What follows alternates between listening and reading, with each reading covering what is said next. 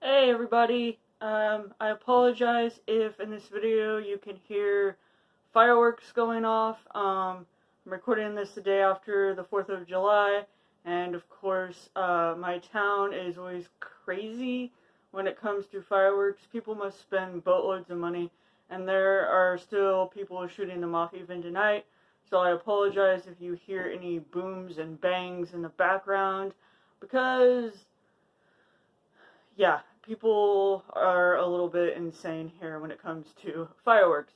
But anyway, I wanted to talk to you about 3 books that I just finished, and part of why I wanted to do this was because they're all library books, and I wanted to take them back to the library, and I didn't want to wait until my end of the month wrap up because I wouldn't have them, and I'll probably forget what I want to say about them by that time. So I figured I would just wrap up these 3 books in a video for you so I can take them back to the library and not worry about them later on. So we're just gonna run through these 3 books. I have 2 fiction books and a non-fiction book. One of the fiction books is a Tor.com novella, and then the other one is a regular novel. We'll start with the non-fiction book, and that is The Language of Butterflies by Wendy Williams. And I don't know, it has a subtitle to it, but the library sticker's covering it up. It says, How Thieves, Hoarders, Scientists, and Other Obsessives Unlock the Secrets of the World's Favorite Insect. So in this book, Wendy goes to various places and discovers why so many people are obsessed with butterflies and why we find them so fascinating, and what it is about butterflies that maybe the average person doesn't know. Like, they play a role in climate change, and so if we don't have any butterflies, that will affect our environment and our climates. And then she also talks about various people over time who have studied butterflies, and that was really fascinating as well. And so she also goes to various places where butterflies, when they're migrating from a cold climate in the winter to a warmer climate, that they stop when they're migrating, and they all crowd onto a tree or whatever. And she goes to these places to see how many are there, because sometimes their migratory patterns get thrown off based on what is happening in the world, like fires or things like that. And so she studies how these various events are affecting butterflies and what their numbers are, because there are some types of butterflies that have gone or are slowly becoming extinct. So this was just really interesting. I didn't know anything about butterflies prior to this, other than I always thought they were pretty. But I learned a lot reading this, and she also introduced me to a woman and scientist that I was absolutely fascinated by, and I had to get another book by this person. I haven't read it yet, but I fully intend to do so, and that is Maria Siviglia Marion. She was an artist and a scientist in the 17th century, and she studied butterflies, and she also did these exquisite drawings of butterflies and plants, and so this little book has all kinds of her illustrations in it. So I'm really excited to read this. She was way ahead of her time, and of course people didn't approve of her studying the natural sciences like this as a woman. They thought that she should, stay home and raise the children and be a housewife. And of course she was like, nope, I want to study my butterflies. And so yeah, I think this will be a fun little read. And of course, I also, like I said, I learned a fair bit about her in this book as well. But I'm looking forward to this one. And this is just such a cute book and absolutely gorgeous. It's hardbound. Here's the back of it. And so, yeah, this was totally worth the money. It even has the little ribbon bookmark. I can't get it out, but it's there. So, yeah, I am excited to read more about Maria and about her study of butterflies and the illustrations and everything. I think it'll just be fascinating. And I highly encourage everyone who is interested in butterflies or the natural world to check out The Language of Butterflies by Wendy Williams. This was a fantastic book. Moving on then to the two fiction books. The first one I read was The Book of Longings by Sue Monk Kidd. And in this book, Kidd reimagines Jesus if he had had a wife. And so this book follows our protagonist who becomes Jesus' wife. Her name is Anna. And she is born to a family of fairly high standing. But they want to marry her off to someone that she is not at all in love with. You know, the times of arranged marriages. This was sort of a political marriage. And Anna is also very into writing. And her father has sort of indulged this for a while. But her parents become less and less tolerant of her wanting to write as time goes on. She ends up not having to marry this old, awful person that her father had tried to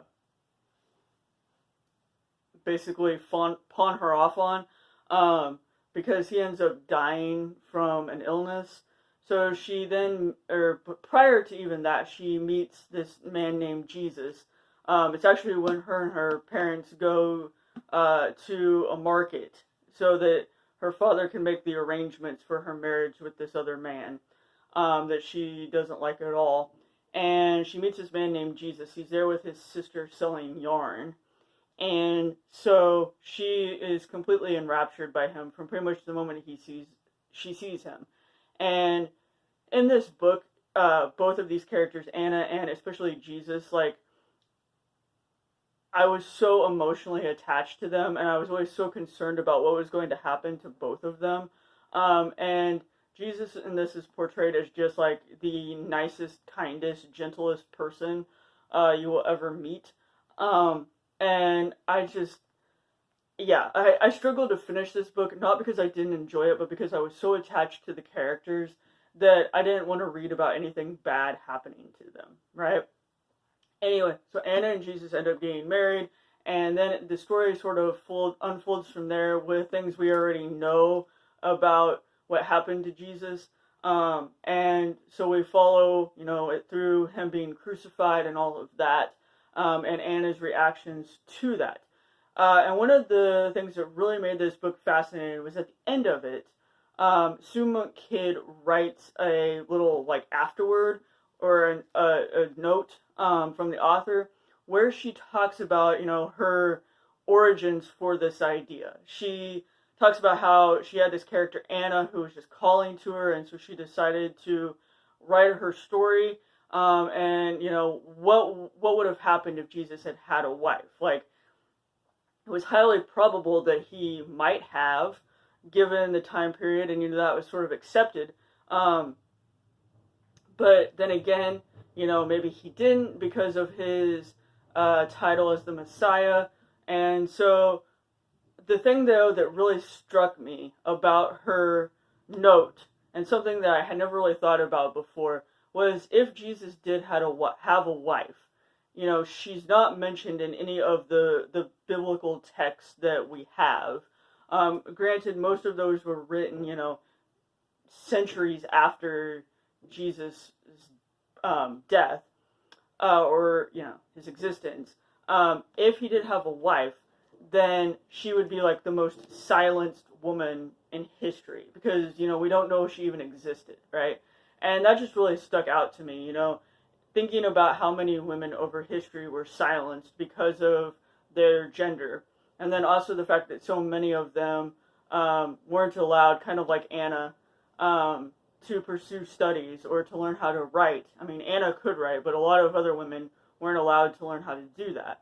And so that note at the end from Sumunk Kid really just brought this whole book into a wider scope for me, because of the fact that, Jesus really did have a wife, if Jesus existed, which is a whole other story entirely.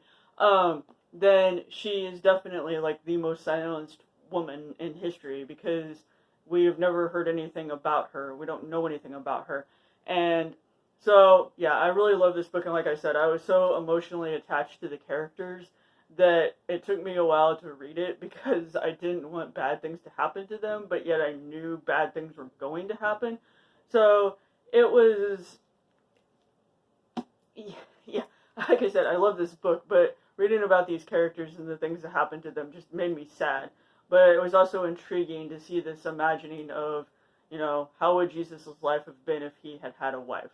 So yeah, I highly recommend this book as well.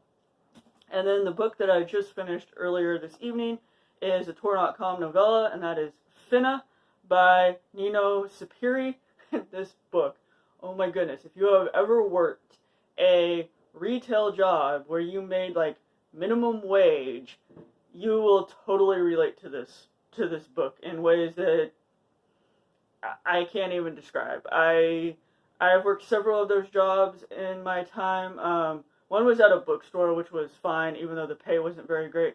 The other was at a farm and ranch supply store, and I absolutely hated that job with a flaming passion. And there are things about this book that brought back memories of that job, including in this book they wear blue polo shirts as part of their work uniform. And when I worked at this farm and ranch supply store, we had to wear blue polo shirts as well. So yeah, Anyway, this book, in addition to being sort of a critique on capitalism, there's also a queer relationship, and queer feelings.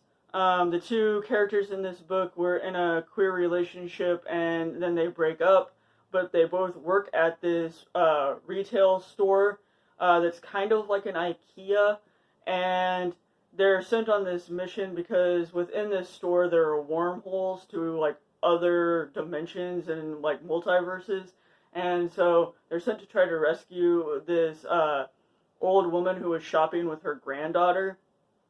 And through this they are still trying to figure out how they feel about each other, because they've broken up, but yet you can still feel just all the tension and the not satisfied desire that they still have for each other. So yeah, like I said, this book will make you cringe if you've ever worked in one of those retail jobs like that, where you have bad pay, you have a manager who clearly doesn't care about you, and it's just sort of a soul-sucking job.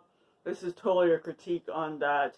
In addition to the the sci-fi elements of the wormholes and the multiverses and everything, and then also the queer relationship.